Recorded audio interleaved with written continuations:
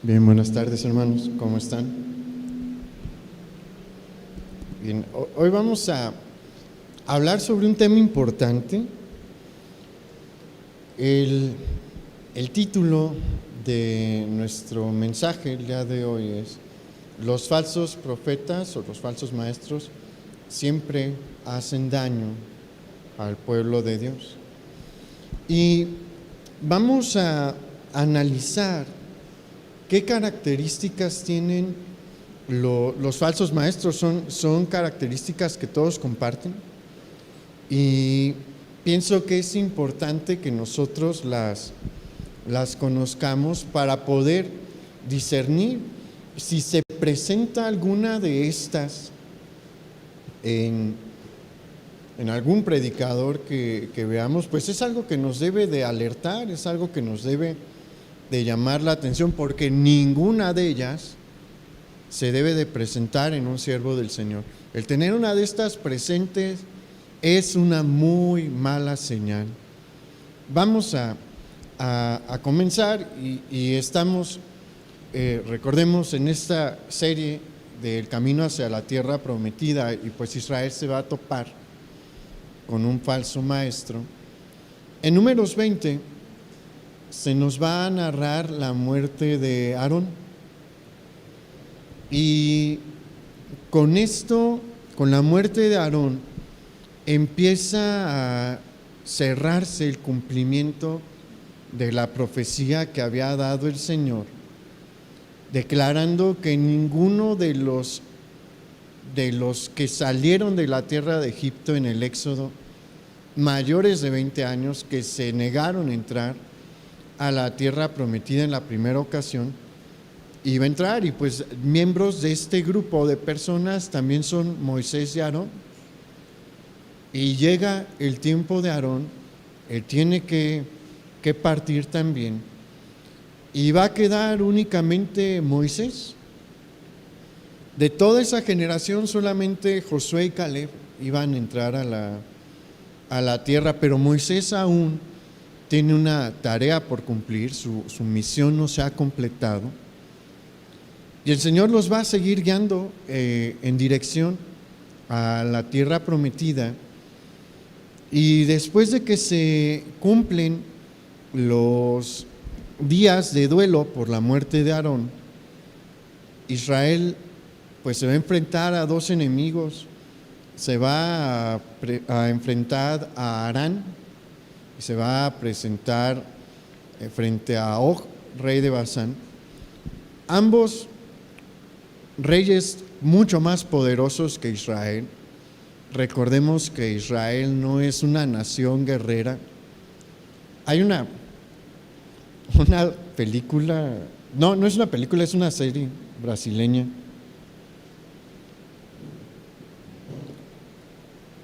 que habla precisamente sobre la conquista de la tierra prometida. Y yo no la vi mucho, pero a mi mamá sí le gustó.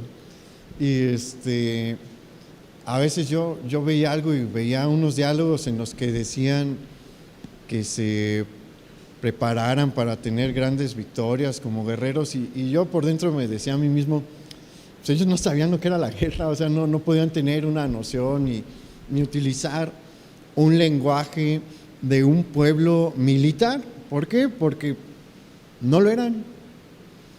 De hecho, en la Biblia, si nosotros notamos los personajes militares a lo largo de la historia de Israel, nunca fueron muy sobresalientes. El que más se me viene a la mente es Joab, y después Abner, hijo de Ner, y ya.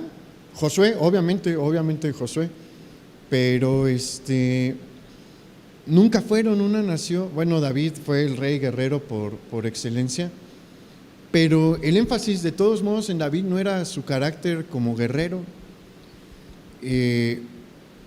¿Por qué? Porque el que peleaba las batallas de Israel era Dios. Israel nunca fue una nación sumamente numerosa en comparación a los números de las potencias mundiales como Asiria, Babilonia, Egipto. Pero cuando salían victoriosos, porque llegaron a salir victoriosos ante grandes ejércitos, era por la mano de Dios. No porque ellos fueran los más ágiles, los más audaces, los más valientes. Obviamente Dios requirió de su valor, pero el que estaba con ellos para darles la victoria era Dios. Y bueno, Og es uno de los gigantes que todavía existe en esa época, y era un gran paladín. Israel no tiene ningún paladín. ¿Quién es su líder en este punto? Moisés. Y Moisés ya está cerca de los 120 años, no es alguien como para ir a pelear contra Og. ¿Quién más tienen como guerrero? Caleb y Josué, sí, pero pues no son gigantes. Aparte, Og se ha dedicado a la guerra, como Goliat, hagan de cuenta. Pero la diferencia entre David y Josué y Caleb es que David tenía 17 años, Josué y Caleb tenían como 80.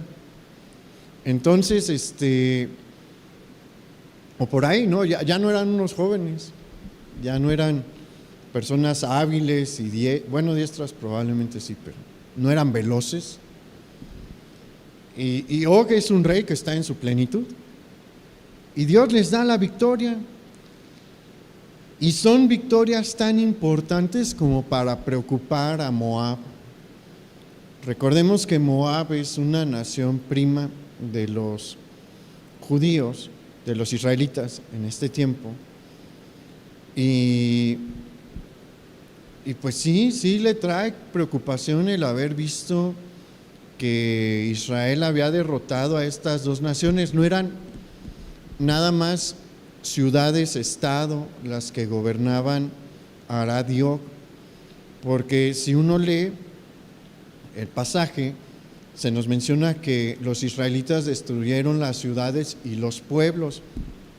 Eran territorios de dimensiones considerables, probablemente con una población considerable.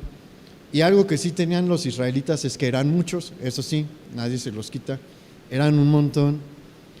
Y cuando Moab ve que Israel logra derrotar a estas dos naciones, pues dice, tienen espías, obviamente, que están checando sus movimientos y seguramente, pues no los contaron uno por uno, pero tienen una idea de qué tan grande es el pueblo.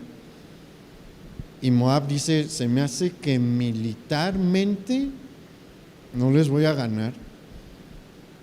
Y como no calcula poder vencer militarmente, va a buscar dañarlos por un medio espiritual. Miren,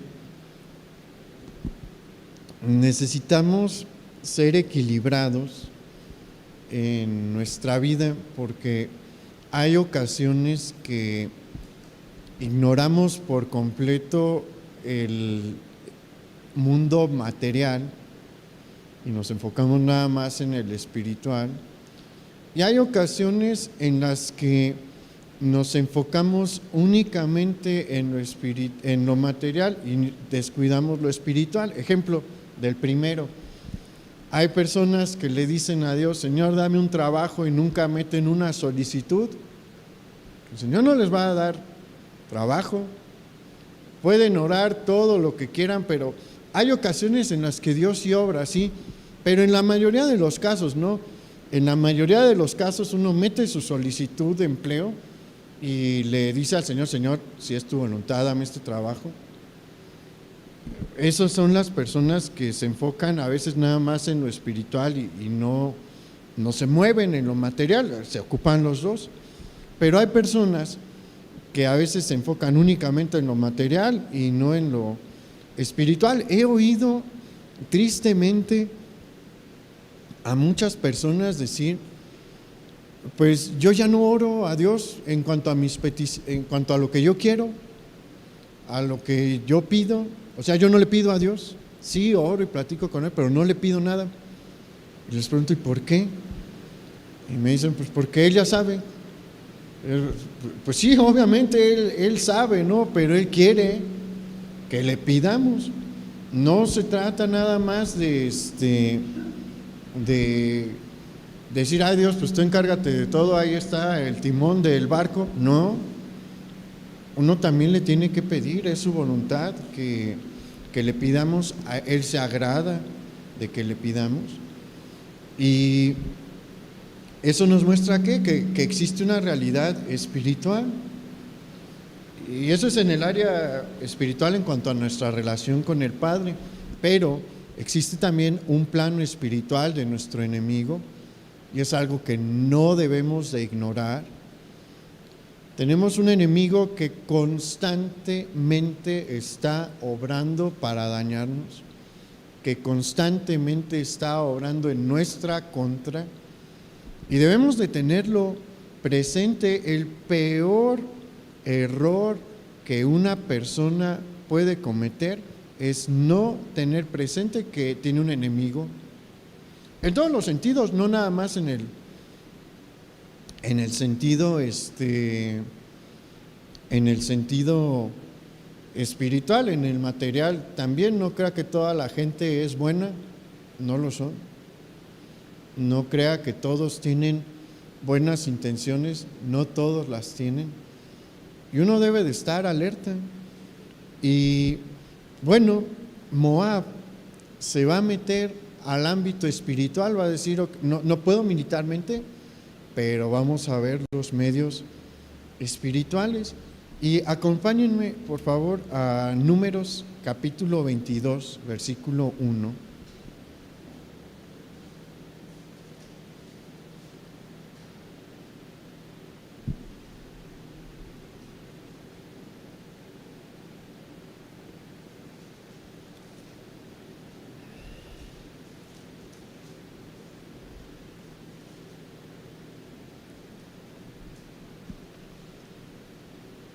Números 22, 1 dice: partieron los hijos de Israel y acamparon en los campos de Moab junto al Jordán, frente a Jericó.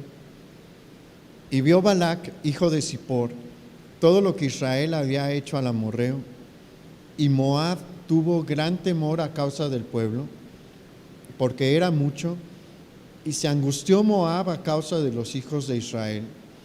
Y dijo Moab a los ancianos de Madián: ahora lamerá esta gente todos nuestros contornos, como lame el buey la grama del campo. Y Balac, hijo de Zippor, era entonces rey de Moab.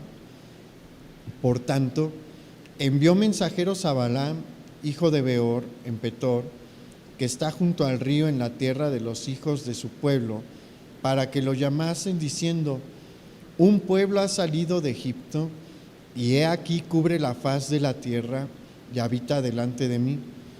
Ven pues ahora, te ruego, maldíceme este pueblo, porque es más fuerte que yo. Quizá yo pueda herirlo y echarlo de la tierra, pues yo sé que el que tú bendigas será bendito, y el que tú maldigas será maldito. Aquí hay algo bien importante que debemos de aclarar, y es la identidad de Balaam, que es este profeta al que Balac, hijo de Zippor, quiere contratar, porque eso es prácticamente lo que quiere hacer. Balaam, y eso debe de quedar bien claro, no es un creyente del Dios de Israel. Él no cree en el Dios de Israel, él no le adora, él no le sirve. ¿Qué es Balaam? Balaam es una especie de oráculo que se especializa en las artes místicas, en la adivinación y en la hechicería. ¿Esas cosas son reales? Sí, sí son reales. ¿Satanás tiene poder? Sí, sí tiene poder. ¿Satanás tiene siervos? Sí, sí tiene siervos activos, y este es uno de ellos. Balaam era reconocido internacionalmente, él no es de la nación de Moab. Se tuvieron que desplazar, me parece que al norte, para llegar a donde Balaam vivía. Y tenía la fama que él se había dado de poder contactar a cualquier divinidad y poder hablar por esa divinidad. Balaam va a ser el prototipo de todos los falsos profetas. Y su primer rasgo característico es que los falsos profetas no conocen a Dios. Esa es la primera característica. No conocen a Dios. Pueden haber escuchado de él porque probablemente Balaam escuchó de él. Seguramente después del Éxodo, pues empezó a correr un rumor de lo que había pasado ahí y llegó a las naciones vecinas, y seguramente corrió también un rumor de este pueblo vagabundo que pues anda por ahí moviéndose, y que en donde está el campamento hay en las noches una columna de fuego. Seguramente ese rumor se dispersó, y las noticias de la derrota de Og y de Arad pues corrieron también. ¿Por qué? Porque fueron dos reinos que colapsaron y eso desestabiliza a la región. Entonces él sabía que este pueblo que ha estado vagando tenía un Dios poderoso y él creía que lo iba a poder contactar. Vamos al versículo 7.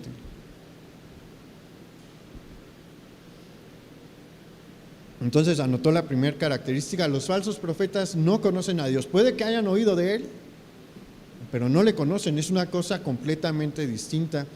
Saber quién es, haber oído de él, haber leído de él, a conocerle, son cosas completamente distintas. Números 22, versículo 7. Fueron los ancianos de Moab y los ancianos de Madián con las dádivas de adivinación en su mano, y llegaron a Balaam y le dijeron las palabras de Balac.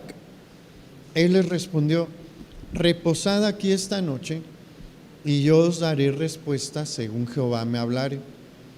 Así los príncipes de Moab se quedaron con Balaam, y vino Dios a Balaam y le dijo: ¿qué varones son estos que están contigo? Y aquí es importante que tomemos en cuenta lo que dice el versículo 9.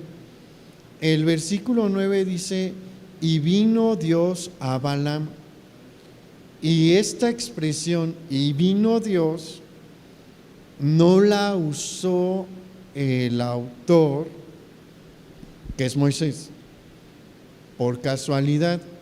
Con los que están llevando la clase del domingo conmigo, pues deben de tener fresco esto de que no hay palabra ni frase en la Biblia casual. Toda palabra ahí fue seleccionada por Dios con un propósito. Y aquí es uno de estos casos claros, porque al decir vino Dios, en lugar de decir vino el Señor o vino Jehová Dios, se está distanciando Dios mismo de Balaam. Está marcando una distancia entre él y el pueblo de Israel, y obviamente Moisés, que es el gran profeta del Señor, porque estos nombres de Jehová o Jehová Dios o el Señor son nombres propios de la relación del pacto con Abraham. Son nombres propios del pacto abrámico y del pacto mosaico. Israel en este punto está bajo el pacto de Abraham y también está bajo el pacto de Moisés. Y entonces su relación con Dios es cercana, es íntima, y las características orales, digámoslo así, y escritas que nos muestran esta relación es que Dios se dirige por uno de sus nombres propios o por su relación de Señor. Pero aquí simplemente dice Dios vino con a Balaam. Esta comunicación que Dios establece entre Balaam y él es igual y de la misma calidad que la comunicación que Dios estableció con Faraón cuando tomó a Sara por mujer.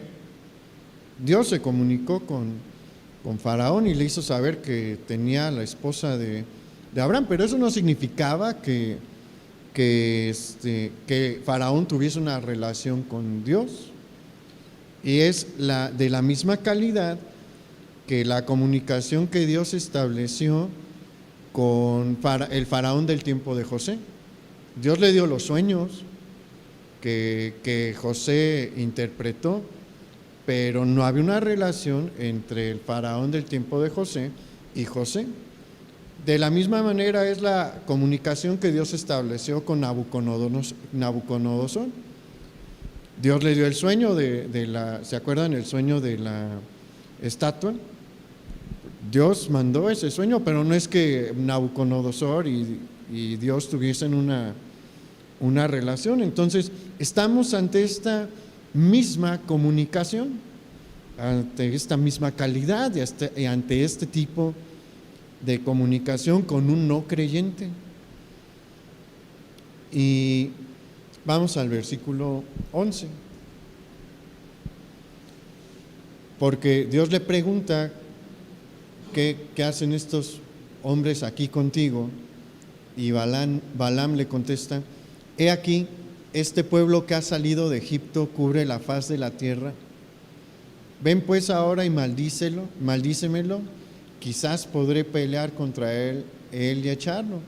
Entonces dijo Dios a Balaam, no vayas con ellos, ni maldigas al pueblo, porque bendito es.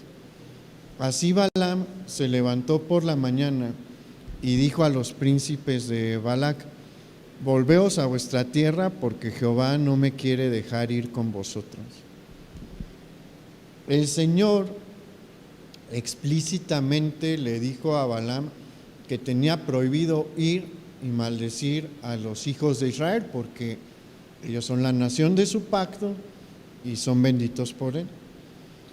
Y probablemente Balaam aquí hizo uso de su sentido común y obedeció la instrucción que Dios le había dado, a pesar de no conocerle, porque entendía por sentido común que si Dios te habla claramente y no tienes duda de que es Dios, no es buena idea desobedecerle, es una muy mala idea desobedecerle, y porque pues sabe lo que ha hecho, sabe que es un Dios poderoso, y si le acaba de hablar de una manera inconfundible, pues lo más prudente es no meterse en terrenos peligrosos, y así despacha a los embajadores de Moab. Pero el gusto de esta obediencia va a durar poco, porque poco tiempo después, Balaam va a descubrir una parte vital del corazón de un falso profeta. Vamos al versículo 15. Volvió Balac a enviar otra vez más príncipes y más honorables que los otros, los cuales vinieron a Balaam y le dijeron, así dice Balac, hijo de Zippor, te ruego que no dejes de venir a mí, porque sin duda te honraré mucho y haré todo lo que me digas, Ven pues ahora, maldíceme a este pueblo. Y Balaam respondió y dijo a los siervos de Balac: aunque Balac me diese su casa llena de plata y oro, no puedo traspasar la palabra de Jehová mi Dios para hacer cosa chica ni grande. Ahí parece que hasta ahí todo va bien, pero mire el versículo 19. Os ruego por tanto ahora que reposéis aquí esta noche, para que yo sepa qué me vuelve a decir Jehová.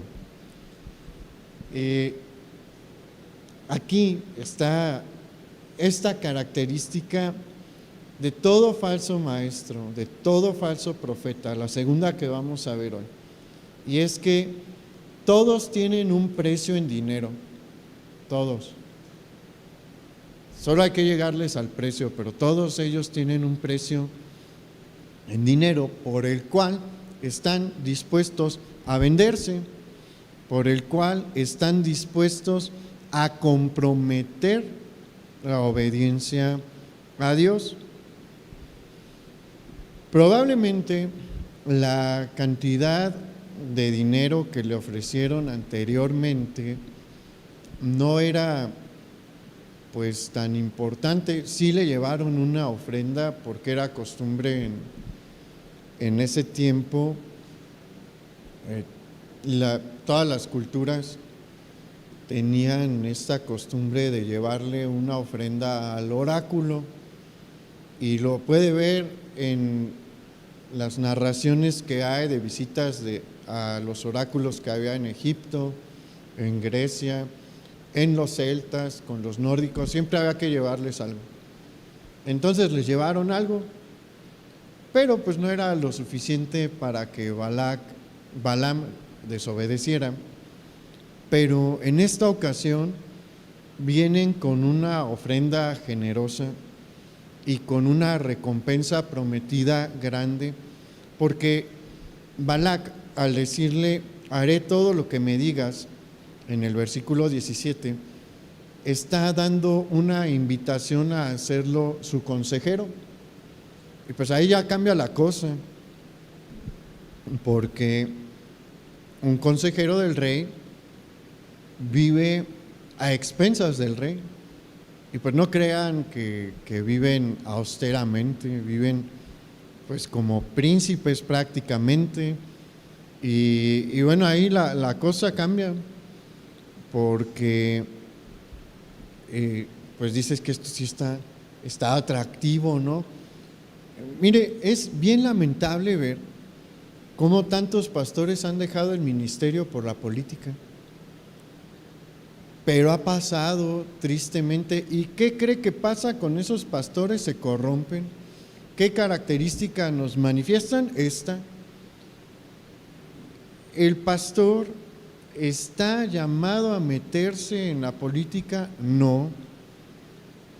Para los que toman la clase conmigo, una cosa que hemos hablado es que siempre que el cristianismo se ha mezclado con la política ha habido algo muy malo.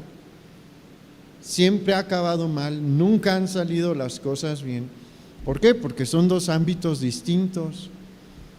Uno es el ámbito espiritual, que es al que está llamado el pastor, y otro el ámbito terrenal, del gobierno terrenal. Pero aquí a Balaam le ofrecieron un cargo, y primero da una respuesta piadosa y dice: aunque Balac me diese todo su oro y toda su plata, no puedo desobedecer a Dios. Pero vemos su hipocresía en el otro versículo, en el 19, porque si sabe bien que Dios le ha dicho que no, ¿por qué les dice quédense otra noche a ver qué me dice Dios?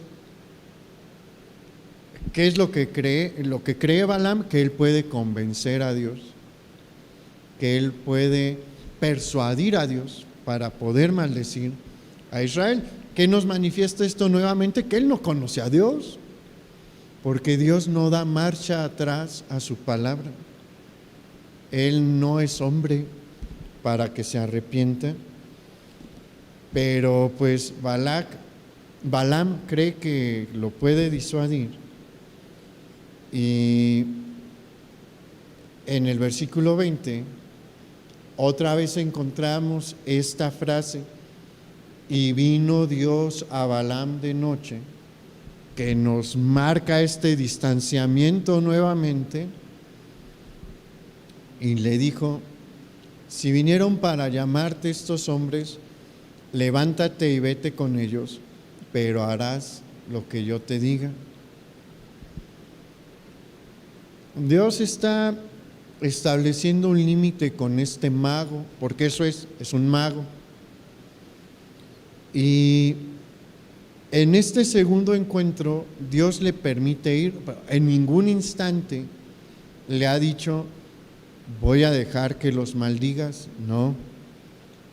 Le está diciendo: si quieres ir, debes de comprometerte a hacer lo que yo te diga. Me voy a comunicar ahí contigo y vas a hacer lo que yo te diga. Y este Balaam accede, pero aquí nuevamente nos va a mostrar Balaam otra característica de un falso profeta, de un falso maestro, de un falso pastor, y es que tienen una doble intención. Balaam, al ir a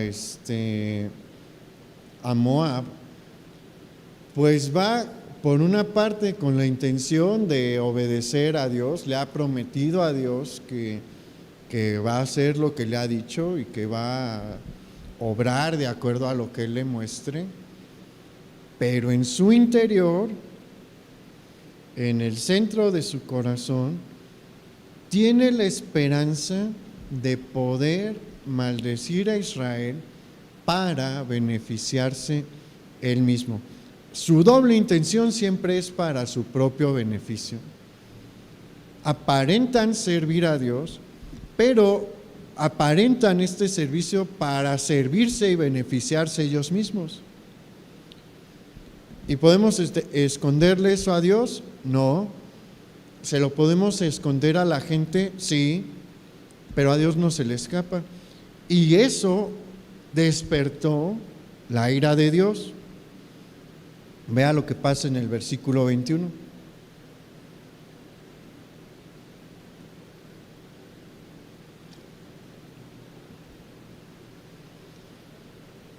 Así Balaam se levantó por la mañana y enalbardó su asna y fue con los príncipes de Moab. Y la ira de Dios se encendió porque él iba, y el ángel de Jehová se puso en el camino por adversario suyo. Iba pues él montado sobre su asna, y con él 2 criados suyos. Y el asna vio al ángel de Jehová, que estaba en el camino con su espada desnuda en su mano.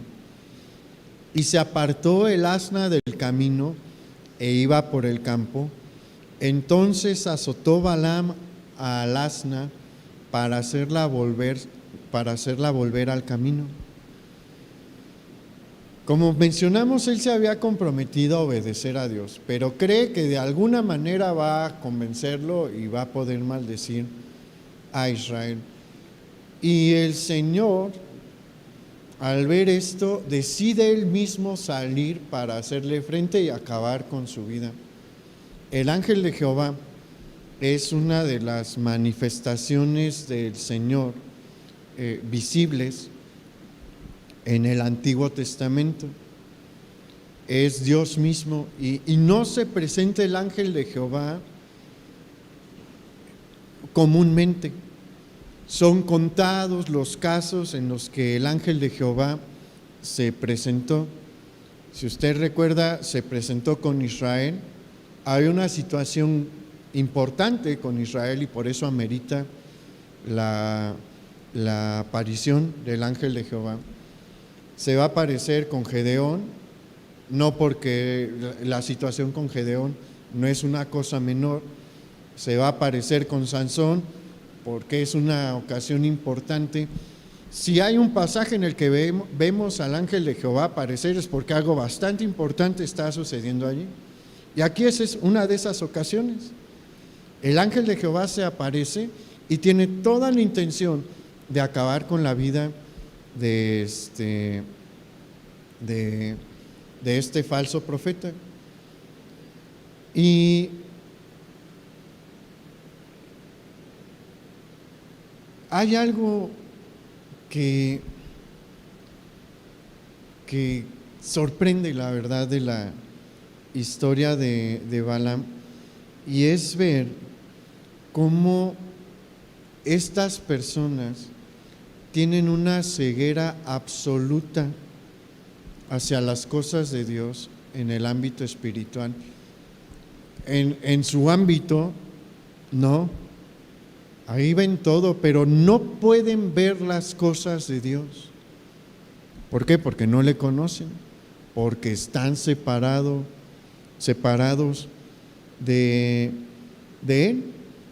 El asna sí lo vio, el asna sí pudo ver al ángel de Jehová, y lo ve ahí en el camino y dice: no, aquí van a matar a mi amo. Y quién sabe qué pensó la pobre burrita, no, tal vez pensó que ella también le iba a tocar, no sabemos. Pero también por fidelidad, miren, los animales luego son bien fieles con uno, y dice: no, vámonos por aquí. Se sale al campo y esquiva al ángel de Jehová, pero en el camino, buscando librar a su amo le empieza a golpear. Y en otra ocasión está el ángel de Jehová también delante de ella, y hay una manera de librarlo y lo libra. Y en ese intento de librarlo, pues Balaam también se la surte. Pero llega un punto una tercera ocasión en la que ya no hay salida, es un camino estrecho, hay probablemente, bueno, no probablemente, hay como una cerca empedrada, y no hay para dónde ir, hay que seguir derecho. Y lo que hace la burrita es que se para y se echa. Y ¿qué hace Balaam? Saca una vara y empieza a golpear, y ahí el Señor también le colma la paciencia, y vaya al versículo 32.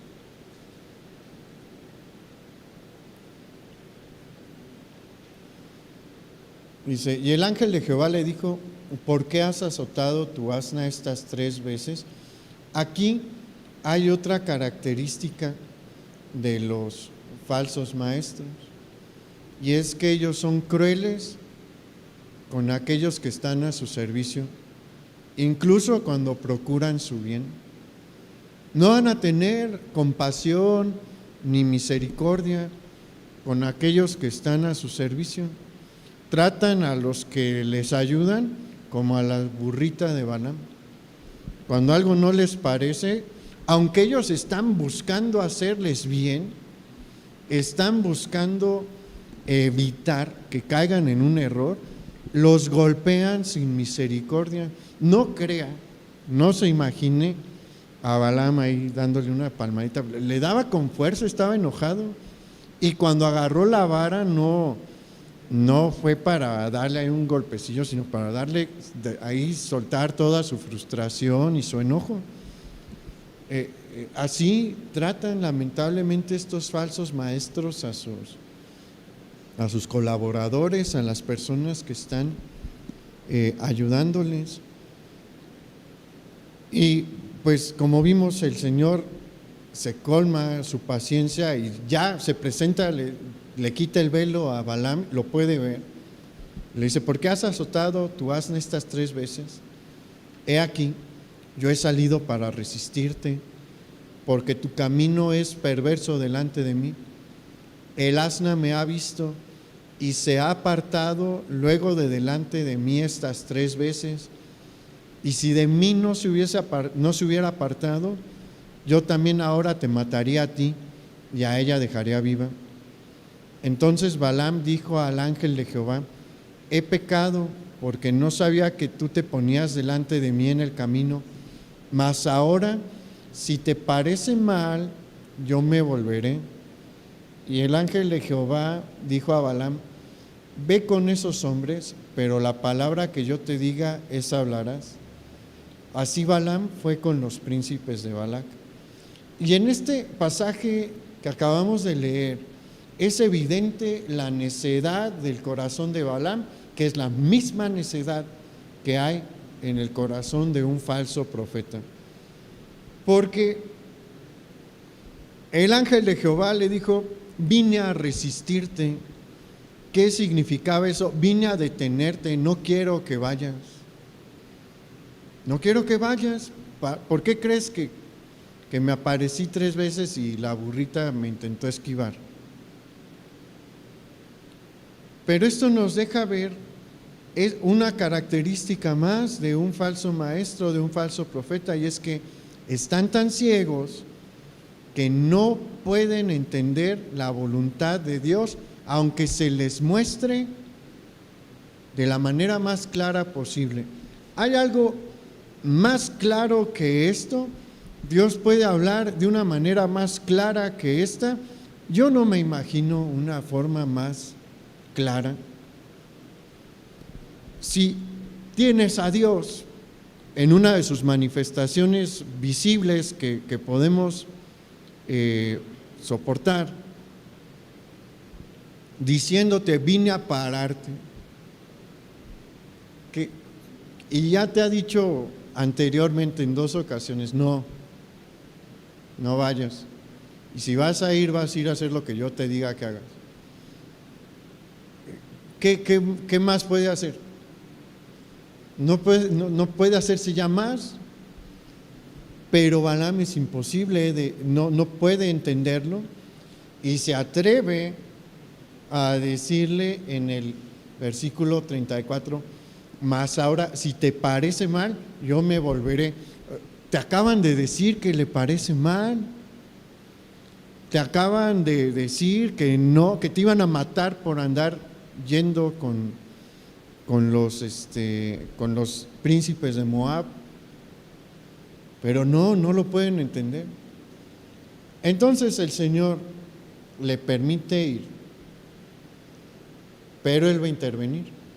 Él sabe cuál es el corazón de Balaam, siempre lo ha sabido. Y pues le dice: ¿quieres ir? Ve. Pero ahí en el versículo 35 le dice: pero la palabra que yo te diga, esa hablarás. Y eso no es una sugerencia, es una advertencia.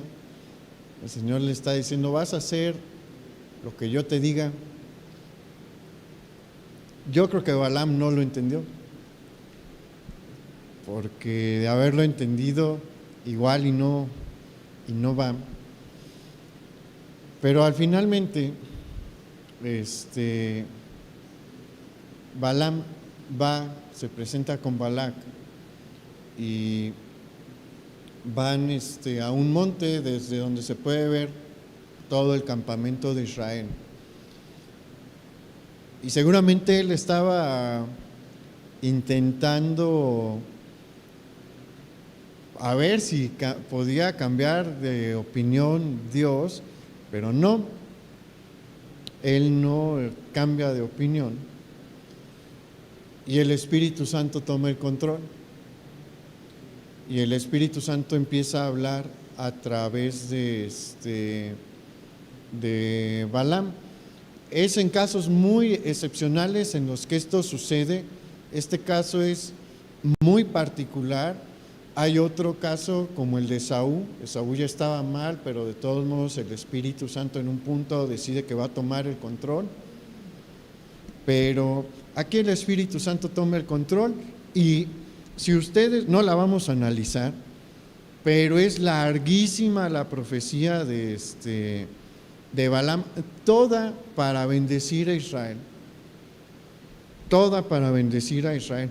Y cuando termina, Balac, el rey de Moab, dice: hey, yo te contraté para que los maldijeras, no para esto, los acabas de bendecir grandemente. Y Balaam le dice: pues es que yo no tenía el control. Pero Balaam sabía de la vida espiritual y no pudo atraer la maldición a través del Dios de Israel, por obvias razones. Pero él conoció otras maneras de atraer la maldición sobre una nación y sobre una persona. Y pues el sentido común religioso a toda persona le dice que pues hay que serle fiel a tu Dios y que no hay una cosa que pueda hacerlo molestar más que tú vayas y adores a dioses ajenos.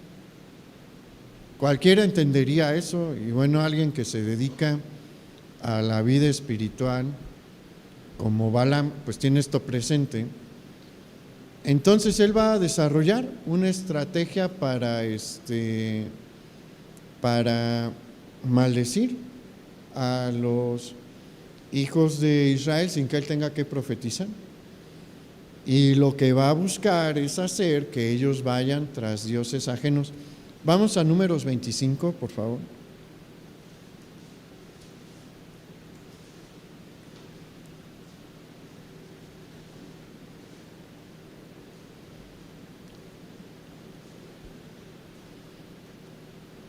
Números 25, 1. Dice: moraba Israel en Sittim, y el pueblo empezó a fornicar con las hijas de Moab, las cuales invitaban al pueblo a los sacrificios de sus dioses. Y el pueblo comió y se inclinó a sus dioses. Así acudió el pueblo a Baal Peor, y el furor de Jehová se encendió contra Israel. Y en este acto que tenemos aquí frente a nosotros, podemos ver la clara influencia de una mente religiosa buscando hacer caer a Israel, porque si nosotros recordamos, Moab en ningún momento consideró dañar a Israel por medio de la idolatría. Moab dijo primero con el ejército, hizo cuentas y dijo: no la hago con el ejército. Entonces, pues vamos a llamar a este profeta a ver si él los puede maldecir. Pero pues el rey de Moab es un rey de Moab, no es un político. Sí tiene algunas funciones religiosas, pero él no es una mente religiosa. La religiosa no es lo fuerte de un rey, aunque sí tienen actividades religiosas sí, y demás. Pero aquí estamos viendo un plan elaborado, un plan diseñado, porque ¿quiénes fueron las que se acercaron al campamento de Israel? Las mujeres, las hijas de Moab, y no cualquier persona. Muy probablemente varias eran princesas o sacerdotisas, un tipo de sacerdotisa. El culto de Baal y el culto de Acera, que son los cultos más comunes en la tierra de Canaán y en Mesopotamia, ¿no? En la zona mesopotámica, en Asiria y en Babilónica se les conoce como Marduk e Ishtar, son los mismos. Tienen una característica particular. En ambos hay prácticas de prostitución, se le llama prostitución religiosa. Había prostitutas en el templo de Acera y había actos de prostitución en ciertos rituales de Baal, y pues estas se acercan con las que participan en esto. No son cualquier tipo de de prostitutas, son prostitutas selectas para este tipo de actos, son un tipo de sacerdotisas, y ellas se acercan a atraer a los hombres de Israel, y pues los hombres de Israel caen y luego los invitan a participar de los sacrificios que se le iban a hacer a Baal. Por eso aquí también vemos a una mente religiosa atrás de todo esto, porque los dioses en este tiempo son dioses locales. ¿Qué significa esto? La gente es celosa de sus dioses, y los dioses de Moab son para los habitantes de Moab. Los dioses de los babilonios son dioses para los babilonios. Las religiones no son tan abiertas, no se está buscando, digámoslo así, evangelizar en estos tiempos. A veces la gente se convierte a otras religiones porque las conquistan, no porque tengan una convicción, pero ellos están invitando a un pueblo ajeno a participar de un culto local. Baal Peor es haga de cuenta que no quiero hacer la similitud, ¿no? Pero sí ve que aquí hay fiestas patronales y que son cosas bien locales.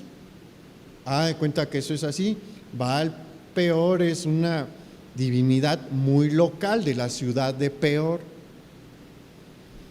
y pues no se espera que ajenos vengan a participar, pero dijeron tráiganlos. ¿Por qué? Porque lo que quieren es que ofendan a su Dios, que ofendan al Dios de Moisés, que ofendan al Dios de Israel. ¿Y quién creen que era el diseñador de esto? Balaam. Balaam fue el que hizo este plan y desató la ira de Dios, la falla de los israelitas. Y veamos el versículo 4. Dice: y Jehová dijo a Moisés: toma a todos los príncipes del pueblo y ahórcalos ante Jehová delante del sol, y el ardor de la ira de Jehová se apartará de Israel. Entonces Moisés dijo a los jueces de Israel: matad cada uno a aquellos de los vuestros que se han juntado con Baal Peor. Y murieron un montón. Aunque cada hombre de Israel fue responsable de su propio pecado, porque nadie los obligó, ellos tomaron su decisión. Ellos fueron los que accedieron primeramente a tener relaciones con estas mujeres de Moab, que ya lo tenían prohibidísimo en la ley. O sea, la ley ya les había dicho que no se debían de juntar con ninguna nación de la tierra de Canaán, ni de los que conquistasen, ni de sus vecinos. Primer cosa en la que ellos desobedecieron. Ellos ya sabían que no lo debían de hacer. La prostitución estaba prohibida también. Y luego la idolatría en los 10 mandamientos es de lo primero que se les habla. Ellos eran responsables, conocían lo que Dios demandaba de ellos, sabían las prohibiciones que tenían, pero ellos eligieron pecar. La muerte que ellos padecieron era su culpa, pero el corazón de todo esto, el plan fue elaborado por un falso profeta, por un falso maestro que estaba buscando obtener su beneficio propio, y no le importó lo que iba a pasar. Y eso es algo que debemos de entender como característica final de un falso maestro o de un falso profeta. Ellos no van a tomar en consideración el bienestar del pueblo de Dios. Cuando ellos establecen una meta, generalmente son metas económicas, como lo vemos aquí con Balaam, no les va a importar por encima de cuántos tienen que pasar, a cuántos tienen que hacer sufrir. Ellos van a buscar conseguir su propósito, su objetivo, les guste o no a los demás. Y mire, lamentablemente, pues a uno le toca ver casos bien tristes.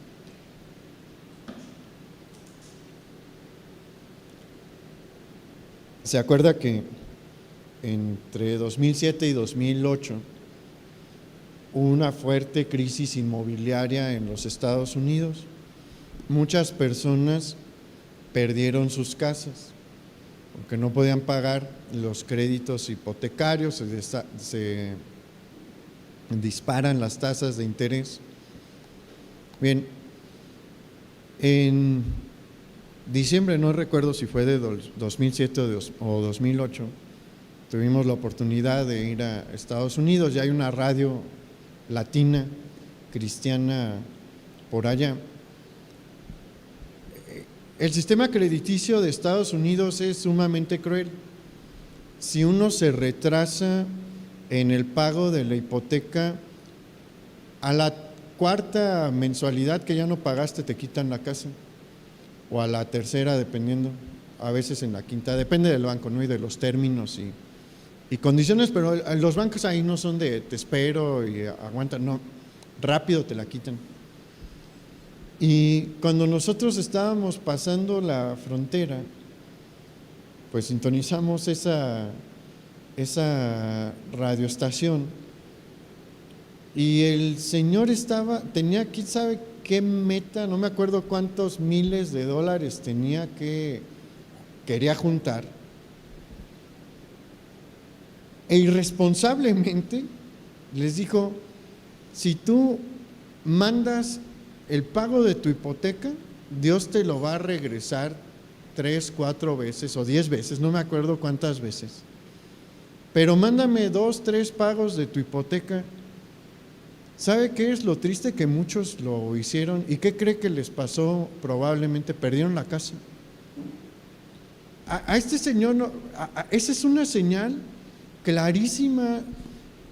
El Señor nunca nos va a decir: dame el pago de tu hipoteca y quédate sin casa.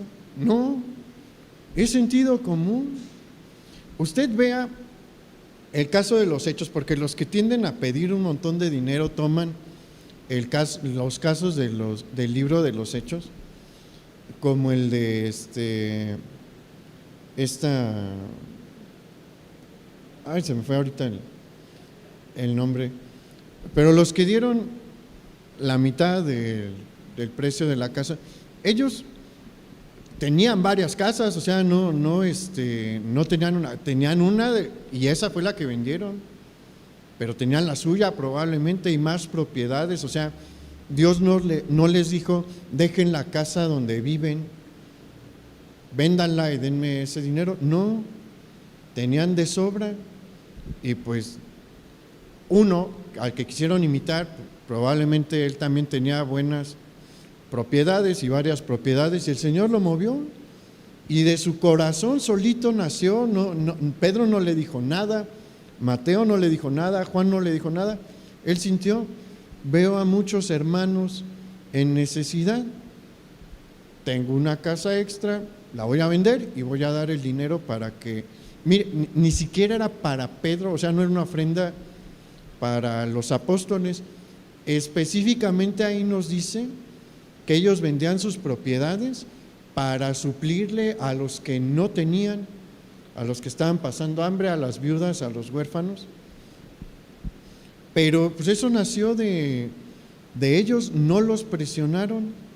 Pero en estos casos vamos a encontrar que nos van a decir: vende tu casa y Dios te va a dar 10, o dame una ofrenda de tanto y Dios te lo va a multiplicar por tanto. Eso no es del Señor. Lo que están buscando ellos es sacar una buena cantidad de dinero y beneficiarse ellos mismos.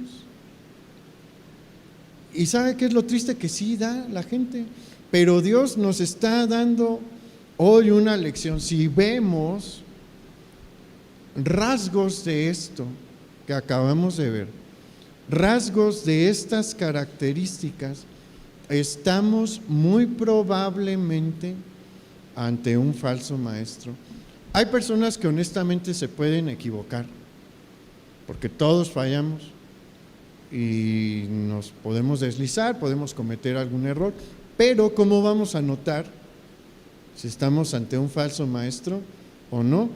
Por la manera en la que reaccionan cuando se les habla sobre su error. Porque pueden reaccionar de dos maneras. Pueden decir,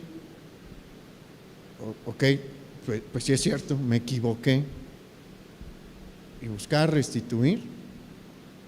O pueden reaccionar como Balaam con la burrita y van a agarrar la vara y van a golpear hasta que se cansen.